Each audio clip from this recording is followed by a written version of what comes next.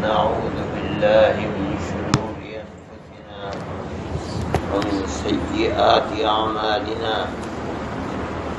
من يهده الله فلا مضل له ومن يضلله فلا هادي له ونشهد أن لا إله إلا الله وحده لا شريك له ونشهد أن سيدنا ومولانا محمدا عبده ورسوله أما بعد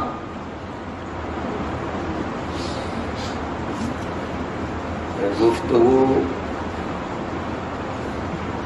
اللہ کے ذکر کے اوپر چل رہی تھی. کل جمعے کی مناسبت سے مضمون بدل گیا تھا.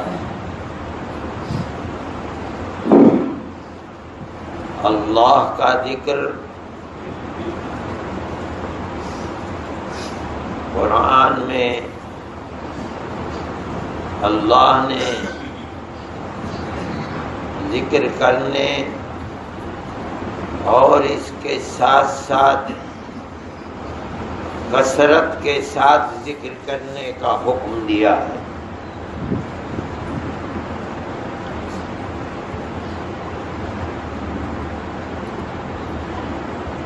یہ کثرت کا مطلب کیا ہے؟ اس کی کوئی انتہا نہیں ہے. اٹھتے بیٹھتے چلتے پھرتے سوتے جاگتے ہر وقت اللہ کا ذکر کرنا، یہ مطلب ہے کہ ذکر کرو اور کثرت سے کرو. قرآن نے فرمایا ہے کہ دنیا میں عقل مند لوگ وہی ہیں الذین یذکرون اللہ قیاما وقعودا وعلی جنوبہم. اولو الالباب، لب والے عقل والے لوگ، سمجھدار، جو یہ سمجھتے ہیں کہ یہ دنیا جو فنا ہونے والی ہے، اس کے مقابلے میں وہ دنیا جو ہمیشہ رہنے والی ہے، یہ دنیا اس کے مقابلے میں کوئی حیثیت نہیں رکھتی. ہمیشہ رہنے والی دنیا میں کس طرح اللہ کی رحمت، عنایت، خوش عیشی، راحت و آرام میسر ہوگا، اس کام کو اپناتے ہیں اور وہ لذتیں جو اس فنا ہونے والی دنیا میں انسان کو میسر ہوتی ہے اور آخرت سے غافل بنا دیتی ہیں، ان کو ٹھوکر مارتے ہیں. یہی وہ لوگ ہیں جو اولو الالباب ہیں، عقل مند ہیں. تو ان لوگوں کا طریقہ اس دنیا میں کیا ہے؟ رہتے ہیں اس دنیا میں، دنیا کی رنگ رلیاں، راحت و آرام، عیش مستی، ہر چیز ان کے سامنے ہے، لیکن ان کی توجہ، ان کا دل، ان کا دماغ اللہ سے لگا ہوا ہے. دنیا کی سرسبزی و شادابی پر ان کی نظر نہیں ہے. چنانچہ چلتے پھرتے، کھڑے بیٹھے لیٹے بستروں کے اوپر ہر وقت اللہ کا ذکر کرتے رہتے ہیں. یہ مطلب ہے کثرت ذکر کا. اس کا مطلب ہے کہ جو آدمی ہماری طرح آخرت سے غافل اور اس فنا ہو جانے والی دنیا کے پیچھے پڑا ہوا ہے، یہاں کے راحت و آرام، لذت اور عیش کو اختیار کیے ہوئے ہے اور اتنا مست ہے کہ ہمیشہ رہنے والی دنیا سے غافل ہے، چاہے وہ اپنے آپ کو کتنا ہی عقل مند سمجھے اور چاہے دنیا کتنی ہی اس کی عقل مندی کی سند دے، لیکن اللہ کے نزدیک وہ آدمی بے وقوف ہے، سمجھدار نہیں۔ قرآن کہتا ہے سمجھدار وہ ہے جو اس دنیا میں رہتے ہوئے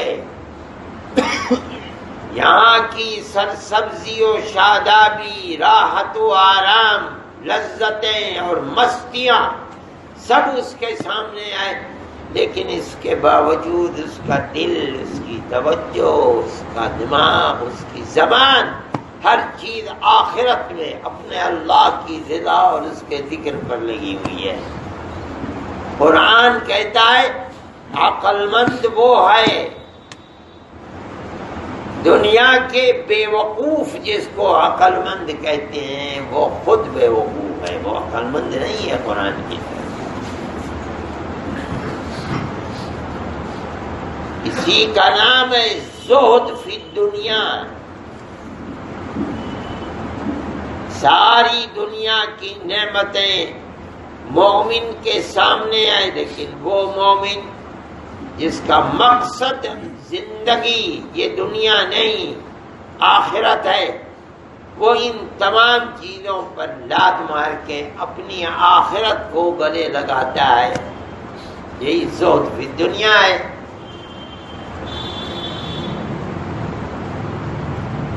یہی کامیاب ہے، یہی اللہ کا محبوب ہے۔ اللہ کو محبت ان سے نہیں ہے جو دنیا کی رنگ رلیوں میں پڑے ہوئے ہیں، چاہے کتنی ہی دولت و ثروت ہو اور دنیا والے یہ سمجھتے ہوں بھائی اللہ کی نظر کرم اس پر بہت ہے، مگر اللہ کا نبی فرماتا ہے کہ نہیں، محبوب یہ نہیں ہو سکتا اللہ کا، یہ تو امتحان ہے۔ اور حقیقت یہ ہے کہ دنیا کی زندگی امتحان ہے اور دنیا امتحان گاہ، امتحان کی جگہ ہے۔ اسی لیے نبی کریم علیہ الصلاۃ والسلام سے سائل نے سوال کیا، پوچھا یا رسول اللہ، اللہ کا میں محبوب کیسے بنوں؟ اور مقصد یہ ہوگا سوال کا کہ میں اللہ کا محبوب کیسے بنوں اور دنیا میں اللہ کے بندوں کا محبوب کیسے بنوں؟ تو اللہ کے نبی نے بڑا عجیب جواب دیا، فرمایا ازہد فی الدنیا یحبک اللہ وازہد فی اموال الناس یحبک الناس۔ دنیا سے بے رغبت بن جا، اپنی توجہ کا مرکز اپنی آخرت کو بنا دے، دنیا سے بے رغبتی کر، تو اللہ کا محبوب بن جائے گا۔ اور لوگوں کے مال و دولت سے بے رغبتی کر، سوال نہ کر، یہ ثابت کر کے یہ آدمی ہماری دولت کا محتاج نہیں ہے، دنیا تجھ سے محبت کرنے لگے گی۔ جب آدمی یہ سمجھتا ہے کہ یہ آدمی میری دولت کے چکر میں ہے، آدمی اس سے نفرت کرتا ہے۔ اللہ کا نبی فرماتا ہے اگر تو دنیا والوں کے مال سے مستغنی، بے پرواہ ہو جائے گا، مجھے تمہارے مال کی کوئی ضرورت نہیں، تو لوگ تجھ سے محبت کرنے لگیں گے۔ یہ اصول اللہ کے نبی نے بتایا دنیا سے بے رغبت بن، توجہ دنیا کی طرف سے ہٹا لے، اللہ کی طرف توجہ، اللہ کا محبوب بن جائے گا۔ لوگوں کے مال و دولت، ثروت، اس کے اپنی توجہ کو ہٹا لے، لوگ تجھے محبت کرنے لگیں گے۔ یہ ایک اصول اور ضابطہ ہے۔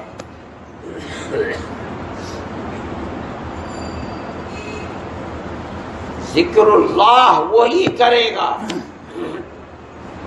کثرت کے ساتھ اللہ کو یاد کرنا جو دنیا کی یاد سے بے پرواہ ہو جائے گا، غافل ہوگا، اور جو دنیا کی یاد میں پڑا ہے وہ اگر چاہتا ہے کہ اللہ کی یاد بھی کرے، یہ نہیں ہوتا۔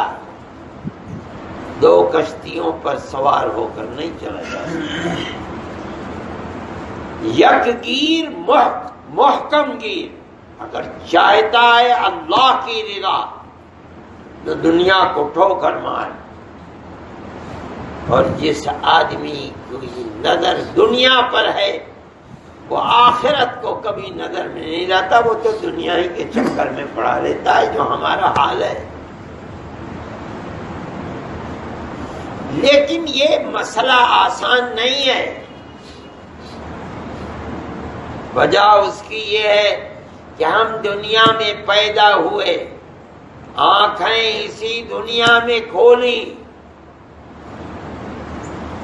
برتا یہاں تک کہ ہوش و حواس آئے، پھر اس کے بعد جوانی آئی، اسی دنیا میں رہتے رہتے برتتے برتتے دنیا کے چکر میں پھنسے ہوئے بچپن، پیدائش سے لے کر ہوش و حواس اور عقل تک اب اس دنیا کو لات مار کر، اور آخرت کی فکر آسان کام نہیں ہے۔ ہمارا دل دماغ الجھا ہوا ہے اسی دنیا میں، جب سے آنکھ کھولی ہے اسی دنیا میں رہے ہیں اور اسی سے فائدہ اٹھایا ہے۔ ہمارے رگ و ریشے میں دنیا کی محبت پیوست ہے، تو اب آخرت کی محبت پیدا کرنا، اللہ کا ذکر کرنا، اس دنیا کو لات مار دینا، یہ کوئی آسان کام تھوڑی ہے۔ یہ کرنے کے لیے تو اپنے دل اور دماغ پر پتھر رکھ کر کے آدمی کو کوشش کرنی، سر توڑ کوشش کرنی، اور رو رو کر اپنے اللہ سے بھیک مانگنی کہ اے اللہ، میں آپ کی محبت کا طالب ہوں، کوشش کر رہا ہوں، دنیا کی محبت میرے دل سے نکال دیجیے، اپنی محبت میں مجھے دیوانہ بنا لیجیے۔ اللہ سے بھیک مانگنا اور پھر اس کے لیے کوشش کرنا، پابندی کرنا، دل لگا کر اللہ کا ذکر کرنا، رات اور دن اس میں منہمک رہنا، آدمی کو یہ کرنا پڑتا ہے۔ اللہ کی طرف سے نظر کرم ہو جائے تو منٹوں کے اندر دل اور دماغ میں انقلاب اور زندگی بدل جاتی ہے۔ اسی لیے شیخ عبد القادر جیلانی رحمت اللہ علیہ نے بڑی اچھی بات ان کی طرف منسوب ہے، انہوں نے فرمایا کہ ذکر کس طرح کرنا چاہیے۔ دل تو بھاگتا ہے ذکر سے، دماغ کو الجھن ہوتی ہے، اس لیے کہ پھنسا ہوا تو دل و دماغ دنیا میں ہے۔ اب دنیا کو چھوڑ کر اللہ کی طرف یہ تو کسی طرح بھی دل کو گوارا نہیں، اس لیے کہ پیدا ہونے سے لے کر آج تک تو اسی دنیا میں پھنسا ہے، کیسے چھوڑ دے گا؟ تو شیخ صاحب نے فرمایا کہ پہلا مرحلہ یہ ہے کہ آدمی اتنا تن من سے اللہ کے ذکر میں لگے کہ پہلا مرحلہ یہ ہے کہ ذکر کرنے والا ذکر پر سوار ہو جائے۔ سوار ہونے کا کیا مطلب ہے؟ کبھی نہیں چھوڑتا، ذکر کے اندر کثرت ہوتی ہی رہتی ہے، چاہے نیند آئے، چاہے تھکان ہو، چاہے کچھ بھی ہو، دنیا کی مشکل اور مصیبت کیسی بھی پڑے مگر اللہ کے ذکر کو چھوڑتا نہیں۔ پابندی ہے، بس ہے پابندی، دل نہیں چاہتا زبردستی لاتا ہے، ہٹ جاتا ہے دل پھر پکڑ کر لاتا ہے، دماغ ادھر ہو جاتا ہے ہٹتا ہے پھر پکڑ کر کے لاتا ہے۔ پہلا مرحلہ تو یہ ہے کہ آدمی ذکر پر اتنا لگے اپنے دل دماغ پر اتنا جبر کرے کہ گویا کے ذکر کرنے والا ذکر پر سوار ہے، بھاگ نہیں سکتا۔ کہاں جائے گا دل نکل کر کے؟ پھر لے آتا ہے، دائیں بائیں ہوتا ہے، غفلت ہوتی ہے پھر پکڑ کر لاتا ہے کہ میرا محبوب تو میرے سامنے ہے۔ یہ پہلا مرحلہ ہے۔ فرماتے ہیں دوسرا مرحلہ یہ ہے کہ کرتے کرتے ذکر خود ذکر کرنے والے پر سوار ہو جائے، یہ دوسرا مرحلہ ہے۔ پہلا مرحلہ تو ہے کہ ذکر کرنے والا ذکر کو چھوڑے نہیں، ذکر پر سوار، کہاں جائے گا نکل کر کے؟ دوسرا مرحلہ یہ ہے کہ پہلے مرحلے میں کامیابی کے بعد دوسرا مرحلہ یہ ہے ذکر خود ذکر کرنے والے پر سوار ہے۔ اب اگر ذاکر ذکر کو چھوڑنا بھی چاہے تو نہیں چھوڑ سکتا، اتنا دل لگ گیا اس کے اندر کہ اگر چاہتا بھی ہے کہ دوسرا کام کرے ذکر نہیں چل پاتے، قدم نہیں اٹھتے، جب تک اپنے ذکر کو پورا نہیں کرتا ہے اس وقت تک دل نہیں لگتا، نیند نہیں آتی، بے قرار رہتا ہے۔ اور اس کی مثال ہے آدمی کو نماز کی عادت ہے اور نماز اس کے رگ و ریشے دل اور دماغ میں پیوست ہے، اب اگر کسی وقت پانی نہیں مل رہا ہے، بس میں بیٹھا ہے، بس نہیں رک رہی ہے تو کیسی بے تابی ہوتی ہے، بھائی کسی طرح کہیں موقع مل جائے 2 رکعت نماز پڑھ لو، بے قرار ہے آدمی۔ کیا مطلب ہے؟ نماز سوار ہے اس کے اوپر۔ یہ دوسرا مرحلہ ہے۔ پہلے مرحلے میں کامیابی کے بعد یعنی ذاکر ذکر کرنے والا ذکر پر سوار ہے، چھوڑتا نہیں ہے، دل ہٹتا ہے پھر پکڑ کر اسی پر لاتا ہے۔ کرتے کرتے کرتے کرتے خدا کی نصرت اور تائید ہوئی تو اب دوسرا مرحلہ کیا ہے؟ ذکر ذاکر ذکر کرنے والے پر سوار ہے۔ اب اگر ذاکر چھوڑنا بھی چاہے تو نہیں چھوڑ پاتا، یہ دوسرا مرحلہ ہے۔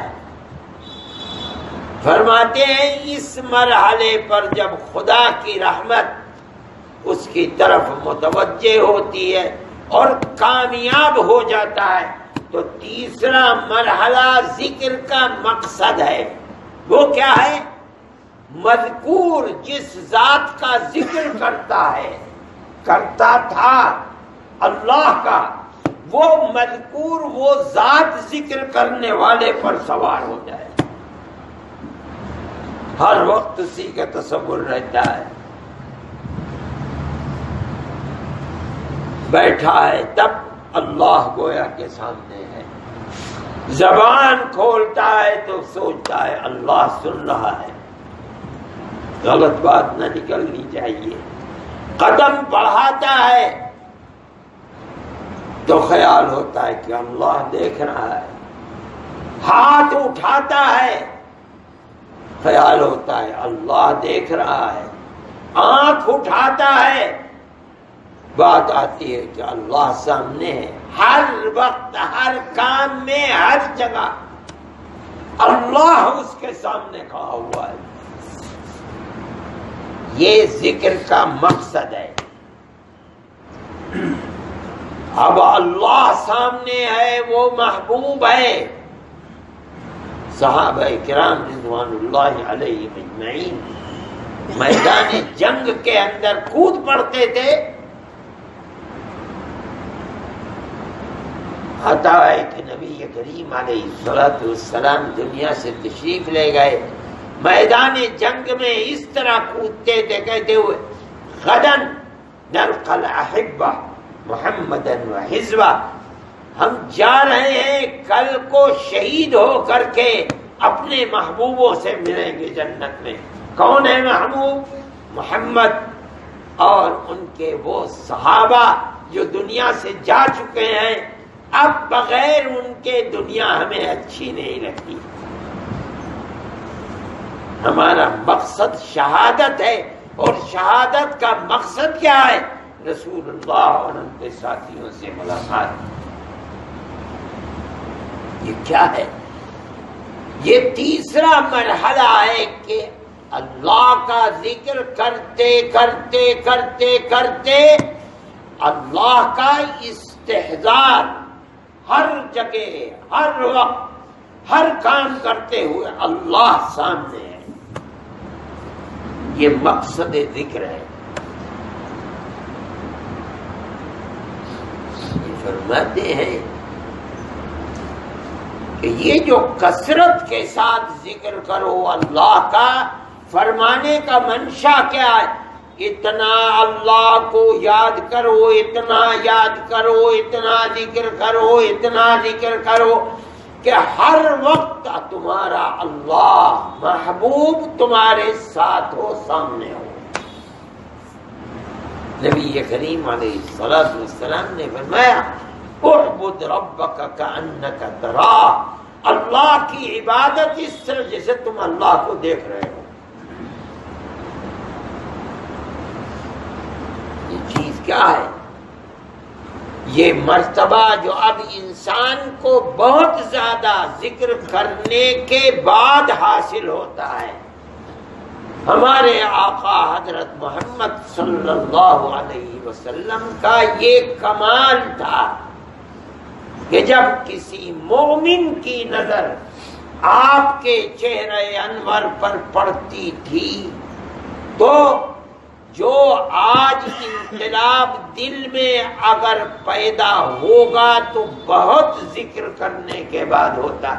وہاں نظر پڑی آپ کے چہرے انور پر اور وہ مراتب جس سے اللہ ان کے سامنے آ جائے وہ انسان کو حاصل ہو جائے. یہ آپ کی ذات کا کمال تھا. یہی وجہ ہے کہ تمام امت کا فیصلہ ہے کہ آج دنیا کا بڑے سے بڑا ولی بھی مرتبے میں رسول اللہ صلی اللہ علیہ وسلم کے چھوٹے سے چھوٹے صحابی کے بھی نہیں ہو سکتا. بڑا اس لیے کہ اللہ تک پہنچنے کے لیے جو ذریعہ ان کو میسر تھا، یعنی رسول اللہ کے دیدار ایمان کے ساتھ۔ وہ ذریعہ اب کسی کو میسر نہیں ہے، اب تو رسول اللہ پردے کے پیچھے جا چکے۔ اس لیے یہ بنیاد ہے۔ اب آدمی آتا ہے 6 تسبیح صبح کو 15 منٹ، شام کی 6 تسبیح 15-20 منٹ، کہتا پابندی نہیں ہوتی ہے۔ تو کہاں سے اللہ تک پہنچنا انسان کو میسر ہو جائے؟ جب آدمی سے چھوٹے ذکر پر بھی مداومت اور پابندی اور ہمیشگی نہیں۔ اس کا مطلب کیا ہے؟ دنیا کی محبت اتنی دل و دماغ پر رگ و ریشے میں پیوست ہے کہ اللہ کی یاد کے لیے 15 منٹ بھی دینے کو دل تیار نہیں ہے۔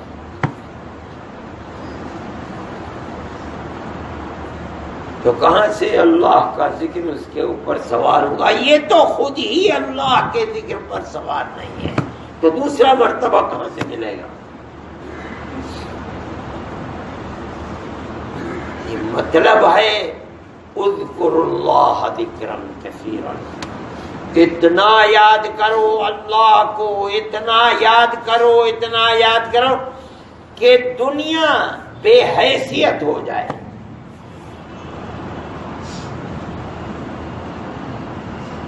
اور اللہ کی ذات کا اتنا استحضار ہو جائے، ہر وقت ایسا لگے کہ اللہ سامنے ہے، جدھر دیکھتا ہوں ادھر تو ہی تو ہے۔ یہ مرتبہ اصل میں ذکر اللہ کا مقصد ہے۔ اسی لیے کثرت ذکر کے بعد جو آخر میں مشائخ تلقین کیا کرتے تھے، اب تو کل مرید ہوا آج خلیفہ دے کے بھیج دیا، خلافت تو ٹکے میں بھی کیا بالکل مفت ہے آج تو۔ پہلے جو اکابر تھے وہ ذکر اللہ کراتے جب ذکر ذاکر پر سوار ہو جاتا تھا تو اب تیسرے مرتبے کے لیے کہا کرتے تھے مراقبہ کرو، اللہ کی ذات کا مراقبہ کرو کہ اللہ تمہارے ساتھ ہے۔ اتنا تصور کرو کہ اٹھتے بیٹھتے چلتے پھرتے بات کرتے نظر اٹھاتے ہاتھ بڑھاتے قدم اٹھاتے ہر وقت خیال کیا کر رہا ہے، کیا کہہ رہا ہے، کیا دیکھ رہا ہے، کیا سن رہا ہے۔ اللہ تیرے ساتھ ہے، دیکھ رہا ہے، سن بھی رہا ہے، تو کیا کہہ رہا ہے۔ جب اس جگہ آدمی پہنچتا ہے تو اب ہر چیز گناہ سے دور کرنے والی ہوتی ہے۔ ہر وقت جب قدم بڑھا کسی غلط کیا، اللہ دیکھ رہا ہے کیا کر رہا ہے۔ اب آدمی کہتا ہے کہ نظر کی حفاظت نہیں ہوتی، بنیاد کیا ہے؟ اللہ کا استحضار نہیں ہے، یہ خیال نہیں ہے کہ اللہ حاضر ہے۔ ہم گناہ کرتے اسی لیے ہیں کہ یہ یقین نہیں ہے، خیال نہیں ہے کیا کر رہا ہے، اللہ دیکھ رہا ہے۔ اگر یہ چیز مستحضر ہو جائے کہ اللہ میرے سامنے ہے، ہر اللہ کی نافرمانی کی طرف قدم بڑھاتے ہوئے انسان کا قدم رک جائے گا۔ میرے بھائی، یہی وہ چیز ہے جس کو قرآن نے کہا ہے اذکر اللہ ذکرا کثیرا۔ رمضان کی یہ گھڑیاں بہت پاکیزہ اور مقدس ساعتیں ہیں، شب و روز ہیں۔ خدا اپنے بندوں کی طرف دن اور رات مائل بکرم ہے، مگر ہماری طرف سے پیش قدمی نہیں ہوتی۔ کوشش کرنی چاہیے کہ اپنے تمام اوقات کو سمیٹ کر اللہ سے بھیک مانگنی چاہیے، اس کا ذکر کرنا چاہیے، یاد کرنا چاہیے. تو اس کی توقع ہے کہ وہ ذکر جو غیر رمضان میں اللہ کی رحمت کا سبب بہت پابندی اور وقت گزارنے پر میسر ہو سکتا ہے کہ یہاں چند دنوں کے اندر میسر ہو جائے، اس لیے کہ اس وقت خدا کی رحمت اپنی بندوں کی طرف امڑ رہی ہے. اس کی کوشش کرنا چاہیے. قرآن کا پڑھنا، اللہ کا ذکر کرنا، سبحان اللہ سبحان اللہ، لا الہ الا اللہ، اللہ اکبر، جو بھی ممکن ہے اور جتنا بھی ممکن ہے